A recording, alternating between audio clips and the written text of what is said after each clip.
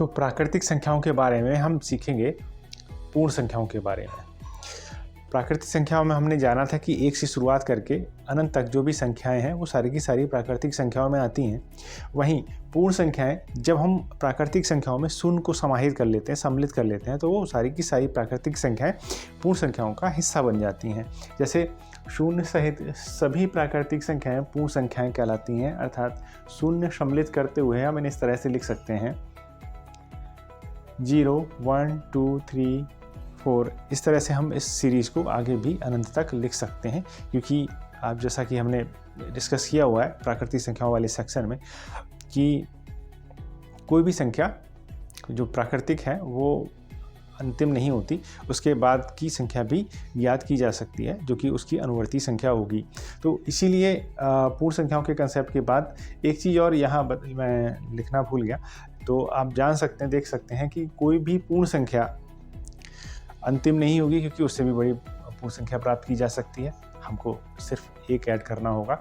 साथ ही जो प्रथम और सबसे छोटी पूर्ण संख्या होती है वो हमारी शून्य है, ठीक है, जैसा कि हमने उसके बारे में प्राकृतिक संख्याओं वाले सेक्शन में भी सीखा था। अब पूर्ववर्ती संख्या क्या होती है? जैसा कि हमने सीखा हुआ है कि प्राकृतिक संख्या में जब हम एक माइनस करेंगे या पूर्ण संख्या में एक माइनस करते हैं तो उससे पहले की एक संख्या प्राप्त हो जाती है। तो उस जो संख्या प्राप्त हुई है उसी को हम पूर्ववर्ती संख्या कहते हैं। जैसे यहाँ एक एग्जाम्पल के द्वारा आपको समझाने का प्रयास किया गया है कि 14 का पूर्ववर्ती कैसे निकालेंगे। हम दी हुई संख्या में से एक घटाना होता है, तो हमने 14 में से एक घटाया तो 13 बचते हैं, ठीक है। तो इस तरीके से ये हमारा जो 13 है वो 14 का पूर्ववर्ती हो गया। आपको एक दो और एग्जाम्पल से मैं समझाने का प्रयास करता हूँ। जैसे हमारी संख्या है, हम लेते हैं 28। अब 28 का अगर हम पूर्ववर्ती निकालना चाहें तो हमें क्या करना होगा, इसमें से हम एक माइनस करेंगे तो हमारा 27 आ जाएगा। तो ये जो 27 है यही हमारा पूर्ववर्ती होगा, किसका? 28 का, ठीक है ना। 28 का पूर्ववर्ती जो होगा वो 27 हो जाएगा, ठीक है। चलिए एक एग्जाम्पल और लेते हैं। जैसे हमने ले लिया 77 में हम -1 करेंगे, 77 में से एक घटाएंगे तो हमारा जो है यानी कि 76 जो है, 76 जो है वो हमारा पूर्ववर्ती होगा, किसका? 77 का, 77 का। इस तरह से ये हमारा पूर्ववर्ती हो जाएगा। दोस्तों एक चीज़ और समझने की कोशिश करते हैं कि जैसे हम एक के बाद हमारा 2 आता है, 3 आता है, तो हम एक चीज़ और देखते हैं कि अगर हम एक में एक जोड़ें, ठीक है, तो हमारा क्या आएगा? 2 में एक जोड़ें तो क्या आएगा हमारा? 3।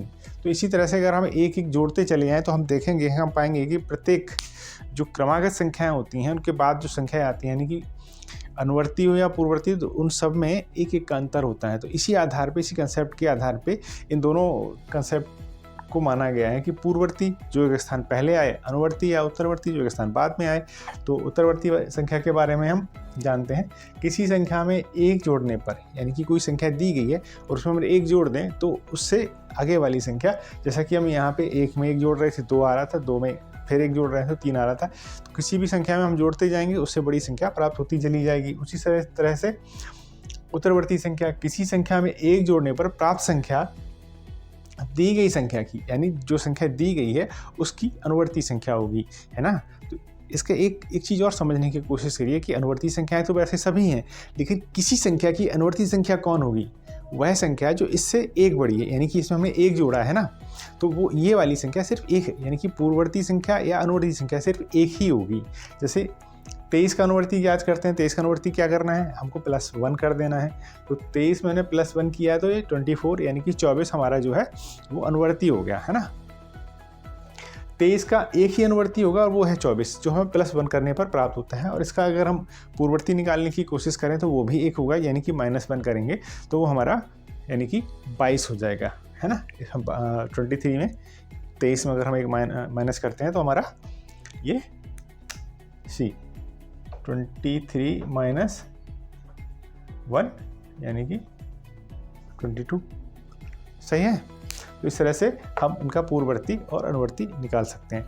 तो इसमें हम 3 कंसेप्ट को समझ पाएँ, वो इस तरह से हैं कि पूर्ण संख्याएं जो हैं वो जब हम प्राकृतिक संख्याओं में शून्य को समाहित करते हैं तो सारी की सारी संख्याएं पूर्ण संख्याएं कहलाती हैं, चाहे वो प्राकृतिक हों चाहे वो शून्य को समाहित करते हुए पूर्ण संख्याएं हों। इन सबको हम पूर्ण संख्याएं कहते हैं। जब इसमें से शून्य निकाल दिया जाता है तो जो शेष संख्याएं पूर्ण संख्याएं बचती हैं उनको हम प्राकृतिक संख्या कहते हैं।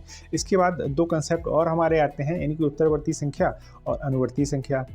तो हम देखते हैं कि किसी भी संख्या में एक जोड़ने से उसके बाद या उससे तुरंत बाद वाली संख्या प्राप्त होती है जो कि उससे बड़ी होती है।